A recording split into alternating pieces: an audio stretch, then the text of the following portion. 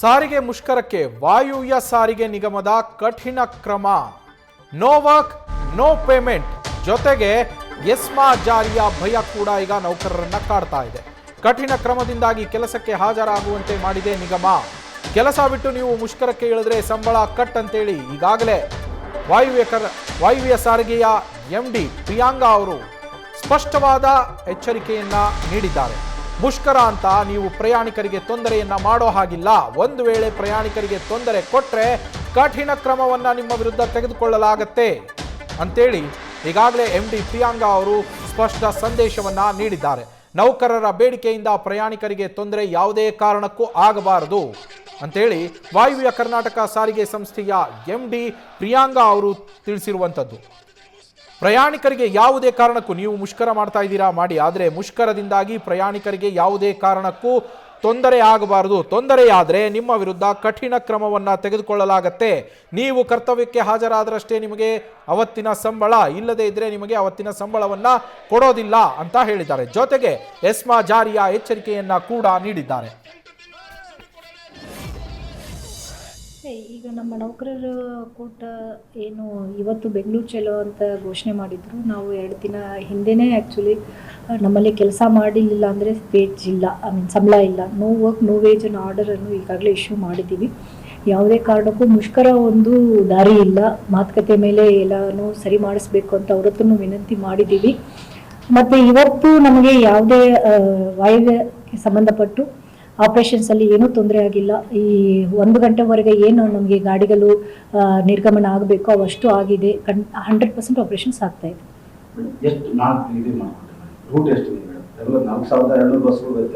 ನಮ್ಮಲ್ಲಿ ನಮಗೆ ಈಗ 5300 ಬಸ್ಸಸ್ ಇದೆ. ನಮ್ಮಲ್ಲಿ ನಾವು ಸರಾಸರಿಯಾಗಿ 4800 4900 ಶೆಡ್ಯೂಲ್ಸ್ ಆಪ್ರೇಟ್ ಮಾಡ್ತೀವಿ.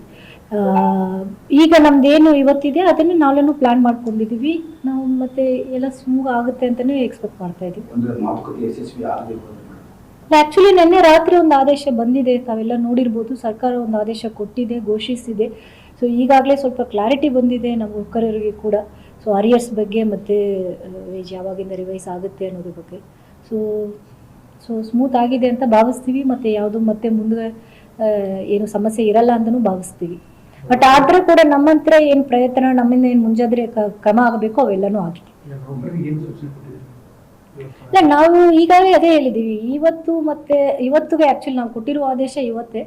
ಸೊ ಯಾವುದೇ ಕಾರಣಕ್ಕೂ ಇವತ್ತು ರಜೆ ಇಲ್ಲ. ಮತ್ತು ಮೆಡಿಕಲ್ ಎಮರ್ಜೆನ್ಸೀಸ್ ಆಫ್ ಬಿಟ್ಟು ಎಲ್ಲರೂ ಕೆಲಸಕ್ಕೆ ಬರಬೇಕು ಅಂತ ಹೇಳಿದ್ದೀವಿ. ಎಲ್ಲರೂ ಬಂದಿದ್ದಾರೆ, ಆಪ್ರೇಷನು ನಡೀತಾ ಇದೆ. ನಾವು ನೌಕರರ ಸಂಘದವ್ರಿಗೆ ಎಲ್ಲರಿಗೂ ಹೇಳೋದು, ನಾವು ಒಂದು ಎಸೆನ್ಷಿಯಲ್ ಸರ್ವಿಸಲ್ಲಿ ಇದ್ದೀವಿ, ಎಸ್ಮಾ ಕೆಳಗೆ ಬರ್ತಾ ಇದ್ದೀವಿ. ಯಾವ ಕಾರಣಕ್ಕೂ ನಮ್ಮ ಸರ್ವಿಸನ್ನು ನಿಲ್ಲುವ ಒಂದು ಪರಿಸ್ಥಿತಿಗೆ ನಾವು ಹೋಗಬಾರ್ದು. ಏನೇ ಸಮಸ್ಯೆ ಇದನ್ನು ಎಷ್ಟೋ ಸಾರಿ ನಾವು ಇದು ಹೊಸದಿಲ್ಲ. ನಾವು ಎಲ್ಲ ಟೈಮು ಮಾತುಕತೆ ಮೇಲೇ ಇದನ್ನು ಸರಿ ಮಾಡಿದ್ದೀವಿ. ಖಂಡಿತ ಮಾತುಕತೆಯಲ್ಲಿ ಸರಿ ಆಗುತ್ತೆ ಅಂತ ನಾವು ಭಾವಿಸ್ತೀವಿ. ಆ್ಯಂಡ್ ಮುಂದೆ ಈಗ ಏನು ಸರ್ಕಾರ ಆದೇಶ ಕೊಟ್ಟಿದೆ ಅದು ಕೂಡ ಅವ್ರಿಗೀಗಾಗಲೇ ಮುಟ್ಟಿರ್ತದೆ ಅಂತ ಭಾವಿಸ್ತೀವಿ. ಇಲ್ಲ, ಆ ಥರ ಇನ್ನೂ ನಾವು ಯಾವುದು ಪ್ಲಾನ್ ಮಾಡಿಲ್ಲ. ನಮ್ಮಲ್ಲಿರುವ ಆಪ್ರೇಷನ್ಸನ್ನು 100% ಹೇಗೆ ಮಾಡೋದು ಅಂತ. ಪ್ರೈವೇಟ್ ಆಪ್ರೇಷನ್ಸ್ ಬಗ್ಗೆ ಅದು mostly transport department and district ಅಡ್ಮಿನಿಸ್ಟ್ರೇಷನಿಂದ ಒಂದು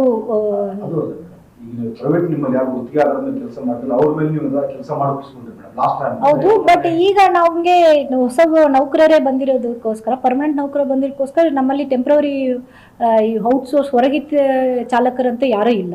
ಬಟ್ ಈಗ ಏನು ಹೊಸಬರಾಗಿ ಬಂದಿದ್ದಾರೋ ಅವ್ರು ಯಾವುದೇ ಕಾರಣಕ್ಕೂ ಈ ಥರ ಮುಷ್ಕರದಲ್ಲಿ ಭಾಗವಹಿಸಬಾರದು ಅಂತ ಅವ್ರಿಗೆ ಸ್ಪಷ್ಟವಾಗಿ ಗೊತ್ತಿದೆ. ಯಾಕಂದರೆ ಅವ್ರದ್ದು ಕನ್ಫರ್ಮೇಷನ್ ಆಗಬೇಕು, ಪ್ರೊಬೇಷನ್ ಎಲ್ಲ ಕ್ಲಿಯರ್ ಆಗಬೇಕು. ಸೊ ಅವರು ಮಾತ್ರ ಇಲ್ಲ, ಯಾರು ಕೂಡ ಇದನ್ನು ಬೇಡ ಅಂತ ನಾವು ಭಾವಿಸ್ತೀವಿ. ಇಷ್ಟು ಮಟ್ಟಕ್ಕೆ ಬಂದಿದ್ದೀವಿ. Almost we have reached final. I think there not been issues. It's all actually smooth only. ನಿನ್ನೆ ರಾತ್ರಿಯ ಆದೇಶ ಭಾಳ ಒಂದು ಎಲ್ಲರಿಗೂ ಒಂದು ಕ್ಲಾರಿಟಿಯನ್ನು ಕೊಟ್ಟಿದೆ.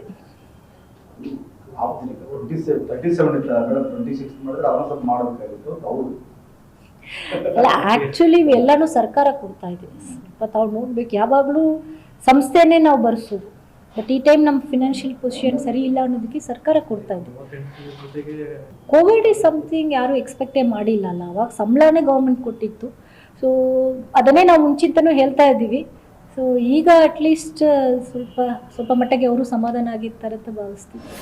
ನಮ್ಮ ಪ್ರತಿನಿಧಿ ವಿನೋದ್ ಫೋನ್ನಲ್ಲಿ ಜಾಯಿನ್ ಆಗಿದ್ದಾರೆ. ವಿನೋದ್, MD ಅವರು ತುಂಬ ಸ್ಪಷ್ಟವಾಗಿ ಹೇಳಿದ್ದಾರೆ, ನೋ ವರ್ಕ್ ನೋ ವೇಜ್, ಅಂದರೆ ಕೆಲಸ ಮಾಡಿದ್ರೆ ಮಾತ್ರ ನಿಮಗೆ ಸಂಬಳ, ಇಲ್ಲದೇ ಇದ್ದರೆ ಸಂಬಳ ಕೊಡೋದಿಲ್ಲ ಅಂತೇಳಿ. ಜೊತೆಗೆ ಎಸ್ಮಾ ಜಾರಿಯ ಎಚ್ಚರಿಕೆಯನ್ನು ಕೂಡ ಕೊಟ್ಟಿದ್ದಾರೆ. ಸಾರಿಗೆ ನೌಕರರು ಏನು ಹೇಳ್ತಾ ಇದ್ದಾರೆ? ತಮ್ಮ ಬೇಡಿಕೆಗಳ ಈಡೇರಿಕೆಗೆ ಪ್ರತಿಭಟನೆಯಲ್ಲಿ ಭಾಗಿಯಾಗ್ತಾರಾ ಅಥವಾ ಎಂದಿನಂತೆ ನಾಳೆ ಬಂದು ಕೆಲಸಕ್ಕೆ ಹಾಜರಾಗ್ತೀವಿ ಅಂತ ಹೇಳ್ತಾ ಇದ್ದಾರಾ ವಿನೋದ್?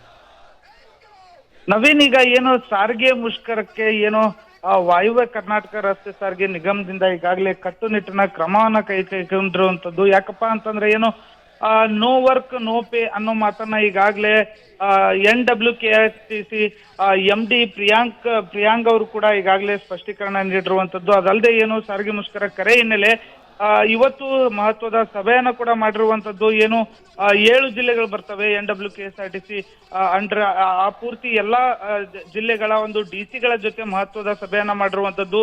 ಧಾರವಾಡ ಆಗಿರ್ಬೋದು, ಬೆಳಗಾವಿ, ಗದಗ, ಹಾವೇರಿ, ಕಾರವಾರ, ಬಾಗಲಕೋಟೆ, ವಿಜಯಪುರ, ಹೀಗೆ 7 ಜಿಲ್ಲೆಗಳ ಒಂದು DC ಗಳನ್ನ ಕರೆಸಿ ಈಗಾಗಲೇ ಸಾರಿಗೆ DC ಗಳನ್ನ ಕರೆಸಿ ಈಗಾಗಲೇ ಸಭೆಯನ್ನ ಕೂಡ ಮಾಡಿರುವಂತದ್ದು. ಕೆಲಸ ಮಾಡಿದ್ರೆ ಅಷ್ಟೇ ಸಂಬಳ ಕೊಡೋದು, ಇಲ್ಲ ಅಂತಂದ್ರೆ ಕೊಡೋದಿಲ್ಲ ಅನ್ನೋ ಮಾತನ್ನ ಕೂಡ ಹೇಳ್ತಾರೆ. ಅದ್ರ ಜೊತೆಗೆ ನಮ್ಗೆ ಪ್ರಯಾಣಿಕರು ಬಹಳ ಪ್ರಾಮುಖ್ಯತೆ ಪಡೆದಿರ್ತಾರೆ, ಅದ್ರ ಜೊತೆಗೆ ಸಿಬ್ಬಂದಿಗಳು ಕೂಡ ನಮಗೆ ಪ್ರಾಮುಖ್ಯತೆನೆ ಇದೆ ಅನ್ನೋ ಮಾತನ್ನ ಕೂಡ ಹೇಳ್ತಾರೆ. ಆದ್ರೆ ಇದಕ್ಕೆಲ್ಲ ಏನು ಒಂದು ನೌಕರರ ಒಂದು ಪ್ರತಿಭಟನೆ ಹಿನ್ನೆಲೆಯಲ್ಲಿ ಈಗ ಅವರ ಅನಿಸಿಕೆ ಏನಪ್ಪಾ ಅಂತಂದ್ರೆ ಇದು ಒಂದು ಸಂಕಷ್ಟಕ್ಕೆ ಸಿಲ್ಕೊಂಡಿರುವಂತ ಒಂದು ಪರಿಸ್ಥಿತಿ ನಿರ್ಮಾಣ ಆಗಿರುವಂತದ್ದು. ಯಾಕಂತಂದ್ರೆ ನಾಳೆ ಪ್ರತಿಭಟನೆಗೆ ಹಾಜರಾದ್ರೆ ಪೇಮೆಂಟ್ ಇಲ್ಲ.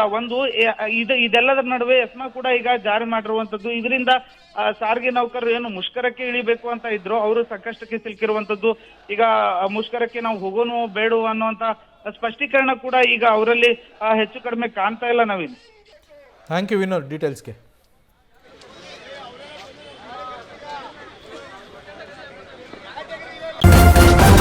ನ್ಯೂಸ್ ಫಸ್ಟ್, ನಿರ್ಭೀತಿಯಿಂದ ನಿಮ್ಮ ಪರವಾಗಿ.